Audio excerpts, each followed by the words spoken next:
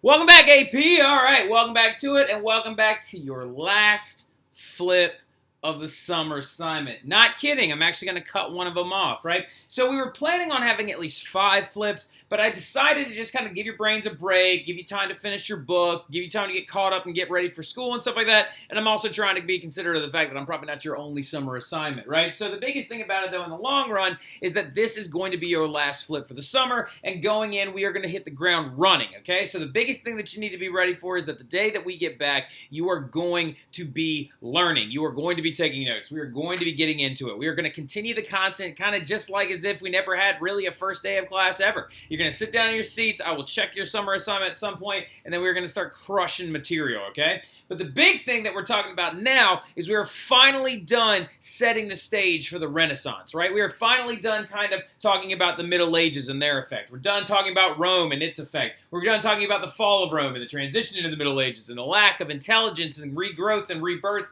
ideas that are leading into the Renaissance and stuff like that. But let's not dawdle and let's dive straight in, because now we're moving into Renaissance humanism, right? So the big thing about it, though, is what does exactly the Renaissance mean when you're talking about it? Well, Renaissance is a French word, right? And Renaissance means a rebirth, right? So the thing about it is what is actually being reborn, okay? So when you're talking about rebirth, it means that something is coming back, a renewal or a rejuvenation of something, right? So the thing about it is, and it's not this really hideous picture of me and my wife whenever I went over to Rome. She looks fantastic, as she always does. I, of course, look like I have literally don't know what to do with my face. I just recently learned how to smile for pictures, so I'm coming a long way, right? Now, the biggest thing about it, though, is what is being reborn? Well, what it is the ancient Greek and Roman culture, right? That's why I have that photo of us together, because I'm actually standing inside of the Roman Forum, right? And what you can see behind me in this image of the Roman, I don't know why it does this every single time. I don't want it to go upside down. So, like, there we go. When you see me standing inside this, like this area of the Roman Forum, the ancient Roman marketplace that was actually at the focal point center of Rome, you can see the ruins of the Roman Forum around me. And in the background, you can see these 3 sets of columns, which are like remnants of the temple of Castor and Pollux, right? Like, now, the thing about it is that you see a heavy amount of like images and buildings and things like that designed with things like this, right? Roman columns. So that's what I mean by rebirth, or a rebirthing of these societies. Is basically the ideas and things and elements of Roman and Greek cultures, not limited to architecture, not limited to art, but even going into writing, stylized oration, oh my god, like philosophy. All of it is going to come back, whereas it was lost for a considerable amount of time during the Middle Ages, right? Now, the thing about it is, though, is how do you just like lose information? How do you just like lose intelligence? Like, where does it go exactly? We're going to spend a lot of that time in this flip talking about it, right? We're going to talk about a lot about where it went. Whose ideas went where? Where did they come from? How long did it get for them to blah, blah, blah, blah, blah. And all of this kind of really hinges around that year that, like, Rome actually kind of fell, right? Because after what year was it? Who knows what year it was? Who remembers what year Rome fell? Good job, Savannah. That's right. Very good answer, right? It's 476 AD. And after that happens, the barbarian tribes of Europe are going to start rebuilding, right? Under people like Clovis and Charlemagne, and they're going to rebuild, and the Catholic Church is going to push forward and expand to great lengths, and a lot of intense things are going to happen, like the heavy conversion of the barbaric tribes and the growth of Christianity. But you're also going to see this really intense thing happen.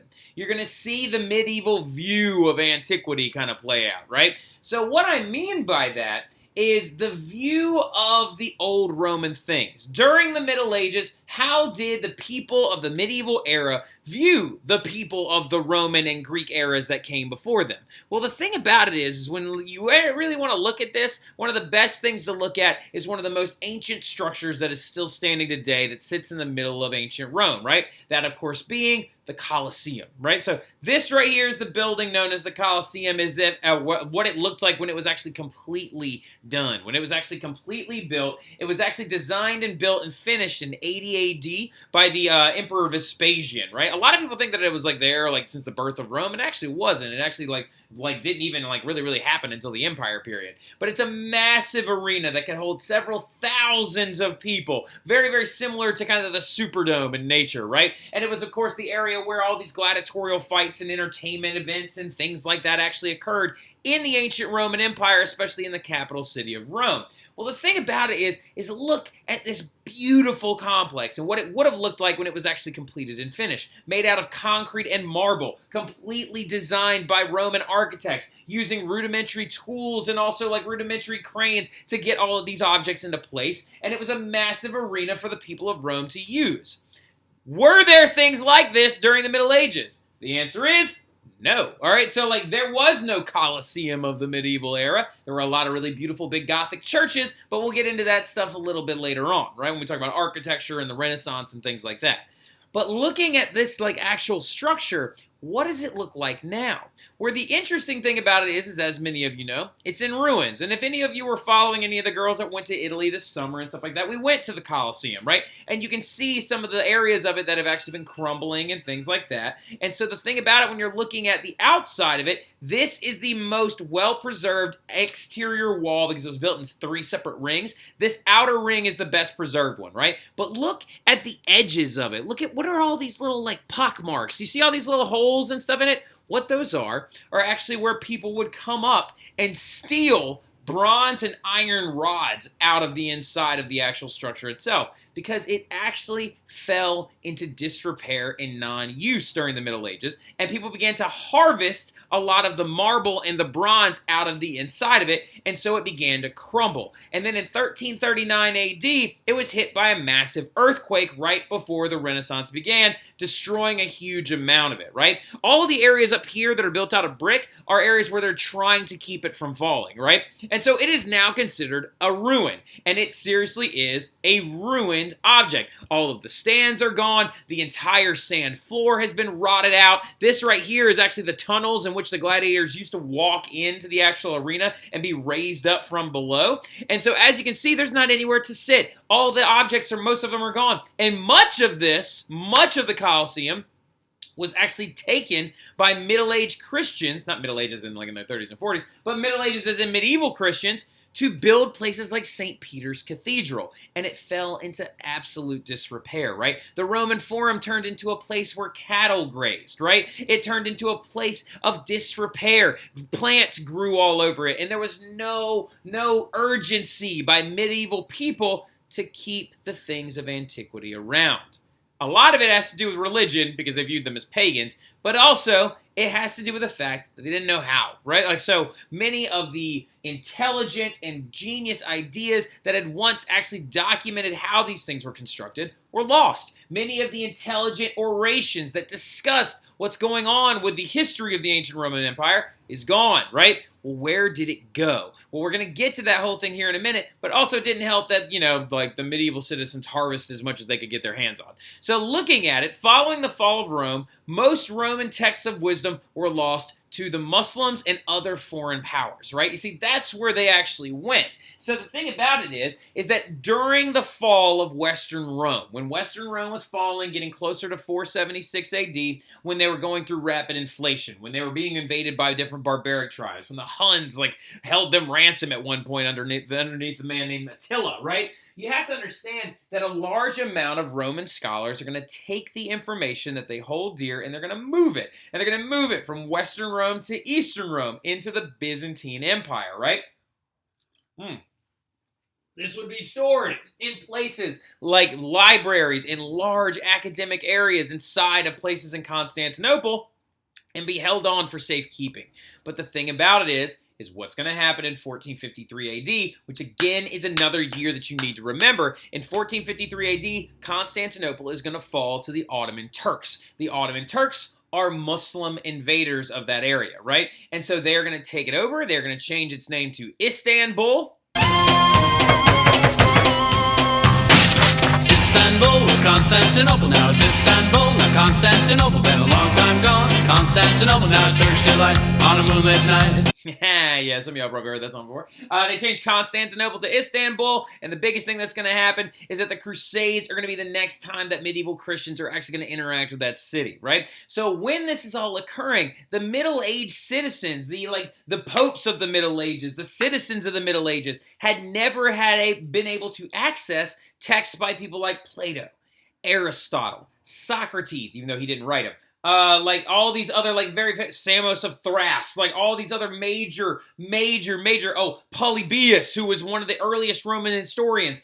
None of those things were accessible to them until the Crusades, because when the Crusades actually started and they started trying to invade Constantinople, you're going to see a diffusion of intelligence and ideas, right? Because there's something that you need to kind of understand, and it's this idea known as cultural diffusion, right? Cultural diffusion is when two separate societies meet in either war or trade. Cultural ideas will exchange, no matter if it is in a violent or peaceful scenario. So in this example, when the Muslims and the Christian Crusaders start fighting over Constantinople and fighting over the Holy Land of Jerusalem, there is going to be an exchange of materials. And you're going to see some of those ancient texts make their way back over to Europe. A lot of them are going to end up in places like the south of Spain. And in Andalusia and places like that, you're going to see a convergence of Jewish scholars, Christian scholars, Muslim scholars, beginning to translate these ancient texts, right? And seeing if they can actually get them from Arabic into Latin, and then Latin into their commonly spoken languages, right?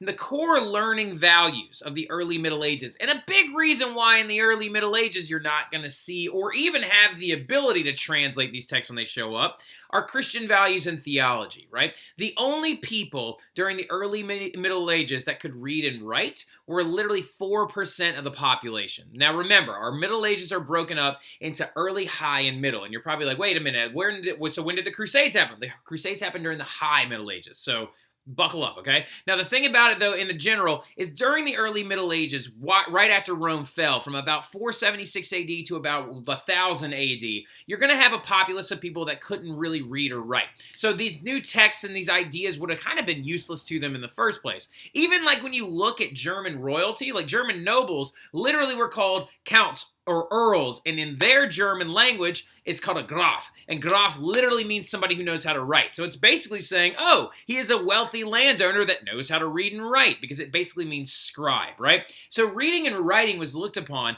as being a very important skill to have during the Middle Ages, even though most of the populace didn't have it. And the only people that actually knew how to read and write during this time period in the early Middle Ages was mostly monks that worked in the churches, right? Churches were a hub of the literate and the intelligent, and monks would spend hundreds and hundreds and hundreds of hours translating and copying Latin texts, right? They would take any text they could get their hands on that was in Latin, usually about church doctrine or the Bible or some of the texts of the apostles, that were actually translated into Latin after Constantine made the Edict of Milan and made actually like Christianity legal in 313 AD. So the thing about it is that's going to happen is they're going to be translating it into vernacular languages for study. So they're the only ones that truly knew how to read and write, but also, listen to what I'm saying, translating and copying, which made this process very slow, very arduous, and made it so the proliferation of books was really, really tiny, right? But in the High Middle Ages,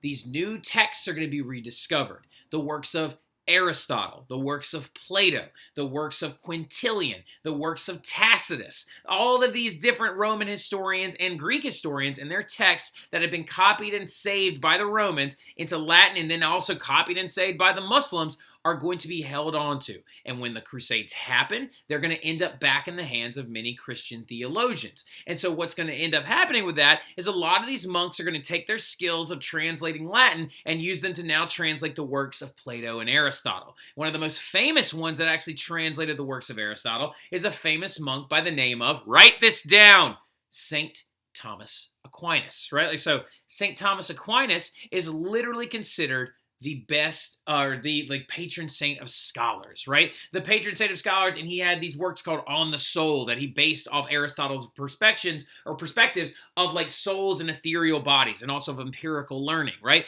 And so this is going to actually kind of be fused in with church doctrine, and you're going to see the rebirth of these texts. And that's going to lead to this thing known as monasticism, and later on the rise of the university system, right? So monasticism is when many, many monks are going to be like working on translating these different texts inside of churches. And these famous churches are going to be places like Notre Dame. These other famous churches are going to be areas within the Rome and in the Vatican and places like that. Now, what's going to happen, though, is this is going to attract even more and more monks. And what's going to be basically created is a guild of scholars, right? Like, so guilds, remember, are very important. Well, scholars' guilds are going to become very important as well. And that's going to lead to monasteries being areas where people would meet up and be collectively together to actually build upon their expertise and translate text. That's going to later on actually evolve into guilds of experts. And so expert guild makers and guild artisans would meet there as well. And what happens if you have a building that's full of experts in certain subjects and they wear robes and then they teach other people to do things? You have a university. And so the oldest universities in the Middle Ages are going to start in the High Middle Ages after the rediscovery of these texts, right? And so in the Middle Ages, the three biggest ones that you had that came out first were the University of Bologna, which was actually founded in 1088 AD, and then you had the University of Paris, which was founded in Paris, and then the next one is going to be the University of Oxford, which is going to be in England, right? And like I said, they started out as hubs of areas for monks to read and translate Latin, and then it's going to attract other experts, and it's going to become centers of learning, right? And so this is all happening in the High Middle Ages, right? And so early universities and the subjects that they teach began to grow, right? And so the things that they began to teach people were all outlined off of Roman and Greek intellectual values, right? And so you're going to see the growth of things like rhetoric. And so just so you know what rhetoric is the skill and ability to argue and write in a convincing manner, right? You have to be able to retort, your rhetoric is very important when you're trying to deliver information to people, right? Like, I try my best to work on my rhetoric all the time because I'm really trying to make sure that you understand the concept that I'm saying. And if I'm writing it, I have to also make my arguments convincing and full of evidence using good rhetoric, right? Good rhetoric also includes good grammar, and it also includes sentence structure and your ability to write. You learn rhetoric with phenomenal teachers that we have at like Archbishop Chappelle, like with Miss Christina Tax, right? Miss Tax is very big on teaching really, really good rhetoric, and I'm sure you probably learned somewhere along the line in English class where a lot of these rhetoric values come from. A lot of them come from Aristotle. He teaches how to write using ethos, logos, and pathos. He also teaches how to live your life using ethos, logos, and pathos, but a lot of the rhetoric ideas come from him. Law is another big one as well. Roman law in particular was the biggest thing studied because laws varied from kind of kingdom to kingdom in the ancient during the early and high Middle Ages, depending on where you lived and depending on the noble that you lived under. So a lot of these monasteries and a lot of these early universities are going to start to study Roman law, and Roman law was known as the 12 Tables. It was these huge tablets, and they had all these goofy kind of weird laws in them, like if you wanted to accuse somebody of a crime, they couldn't get there, you had to give them a donkey to get to court. It was like a whole thing. But they actually studied the ideas of Roman law under a republic, right? Which is a really, really important thing. And then theology, of course. Theology is going to be the biggest one. Out of all of the other subjects, theology is still considered during these early universities to be the most important subject. Philosophy, though, is going to grow, and as well as medicine. All right, so medicine was the least likely to be studied one, and also it was kind of the joke subject because they didn't really know anything, and most of the medicine that they were actually studying was based on alchemy and faith healing and goofy stuff like that. It's more close. Their medicine during this time was closer to casting spells, in Harry Potter, than it was to actually doing anything scientific, right? So, but these things began to grow, and they turned into the subjects known as the humanities. Why are they called the humanities? Because they are the things that affect everyday life. They are the things that affect your actual personal being on this planet, right? Our lives here are affected by the study of human beings and their ideas, aka the humanities. And so what is that going to lead to? The rise of humanism, right? Humanism is going to actually start in the Middle Ages with people like St. Thomas Aquinas, and it's going to continue to grow, and it's going to culminate in the 1400s being known as the Renaissance, right? So what is humanism when you're really, really looking at it, right? It is the thing that was birthed out of those early universities, and it's a study designed by many early Italian scholars that emphasize the study of ancient culture to understand human nature and potential, right? Now, a key thing in that definition that I just said is potential, which is why I have it highlighted in red, because many of the early humanists are actually going to study the concept of individualism, right? What What is a human being's truest potential? In the study of these ancient scholars, they are constantly talking about the perfect version of something or how to do something the best way possible, right? Because every single one of them is all about how to do something, right? Plato is all about his perfect ethereal spans of forms and the allegory of the cave. Aristotle is all about empirical learning and using observation to truly learn anything.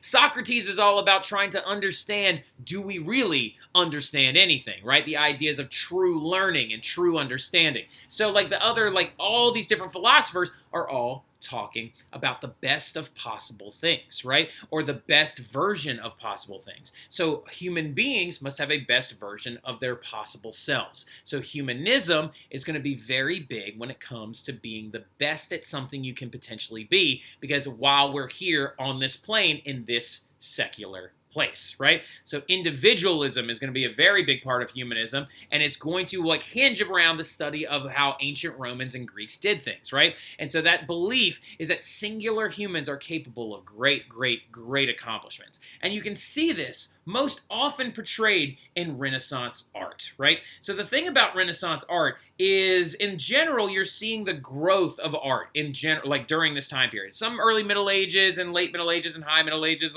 artists are going to pop up, and they're going to be solid, they're going to be decent, right?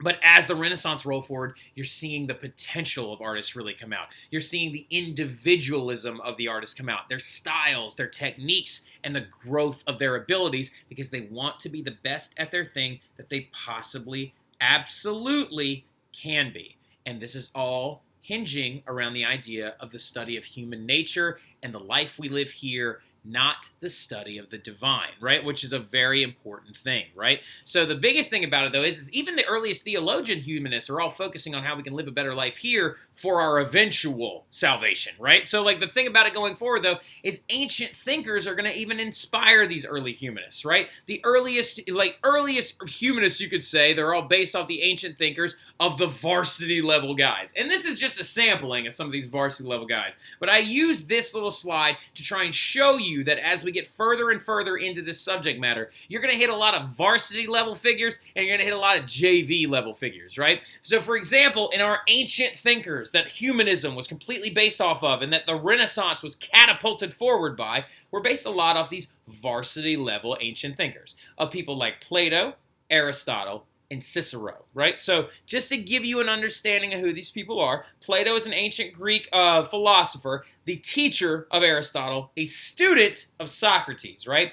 And Plato is going to base most of his theories around the concept that he created known as rationalism. And he created this concept by being a student of Socrates, because Socrates basically did this without ever giving it a name, right? Now, rationalism is the concept that the human mind can figure out anything it needs to using rationale and logic, right? And so he would come up with a lot of interesting answers to things that are unanswerable. Is there a perfect version of things? Is there an afterlife? Is there a soul? Is there a this? Is there a that, right? And so he would actually base many of his earliest ideas off of these rational thoughts, right? And so, for example, he even had an idea about the perfect government. He said the perfect government was supposed to be led by a benevolent king, the philosopher king, right, who listens to his people and responds to their needs, right? Because he didn't believe in the concept of a true republic or a democracy, because he thought that it would actually get into the entanglement of human wants, right? So that's Plato, right? Plato is a very interesting person. He wrote a whole book known as The Republic. He wrote several different books, actually, in several different sequences and series, and he even opened his own academy, where he actually focused on teaching as many people as he possibly could, right? And a lot of the biggest philosophers actually participated in this academy, and it's a very, very important thing that will come up later. Remember Plato's academy, right? Aristotle's another big one, though. He was a student of Plato's academy, and he comes up with a different idea. He calls it empiricism, right? And empiricism is the concept of using empirical learning models, right? He's the idea of we only truly know anything if we've observed it, right? He believed, for example, he had a theory on gravity. Now, here's the funny thing about Aristotle. Aristotle's idea of empiricism is the basis of modern day science, right? It's the basis of experimental theory. It's the basis of the idea that I'm going to perform an experiment. I'm going to look at the results, and that's how I'm going to know what happens, right? Now, Aristotle tried his best to perform experiments, but, give the guy a break. He was alive during, the 300s BC, right? He was the teacher of Alexander the Great. That's how he made his money. And he would just, drop stuff, and he'd be like, oh, things fall to the earth because that's where they want to be. Birds fly because that's where they want to be. He didn't really know. Like, for example, Aristotle also used rudimentary tools known as his eyeballs to try and look at the sun and the stars, and he came up with a theory about that the earth is stationary and that all the other planets go around us, right? And that's going to affect thousands of years of learning and things like that. And many of the earliest Renaissance thinkers in the 1300s are going to keep believing this, and then also all the way through the entirety of the Middle Ages, people are going to believe that, even though it was wrong. But he's actually trying his best to use his observation to truly learn things, right? And so he's going to come into a major play when he actually has these ideas of the afterlife and stuff like that as well. He's also a huge sexist. He said that men were more so, that women were only half of a man. It's very, very screwed up, right?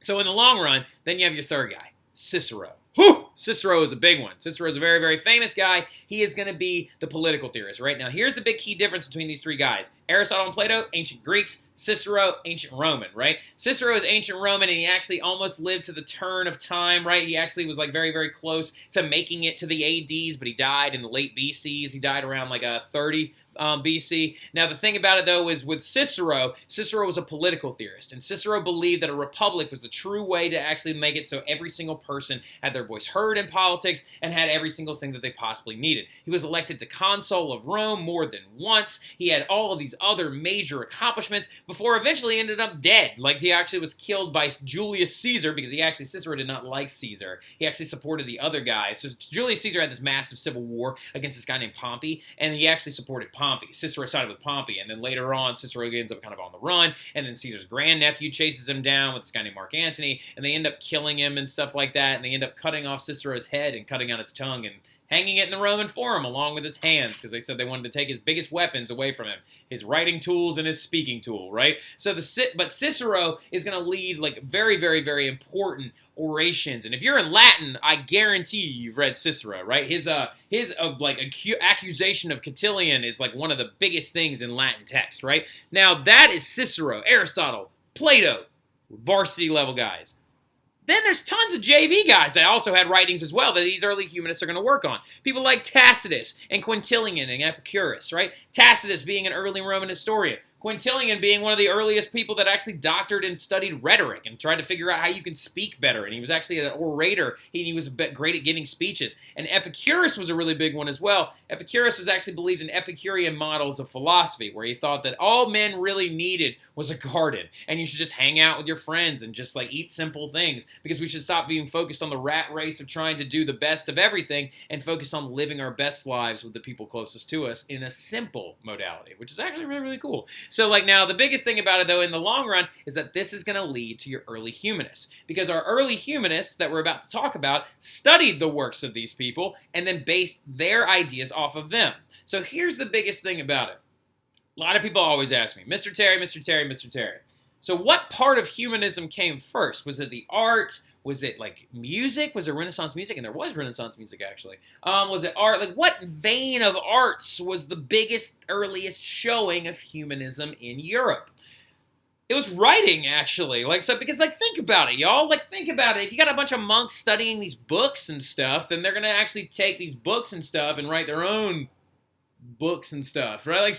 Writing actually becomes the very first large, huge, open door of humanism during the Renaissance period. Art would then come later in the growth of visual arts, and then you see music and then political thought and theory beginning to grow off those things. And also you're going to see a convergence of ideas in Christianity, and you're even going to see Christian humanists, which is going to become a very, very big deal in a little while, right?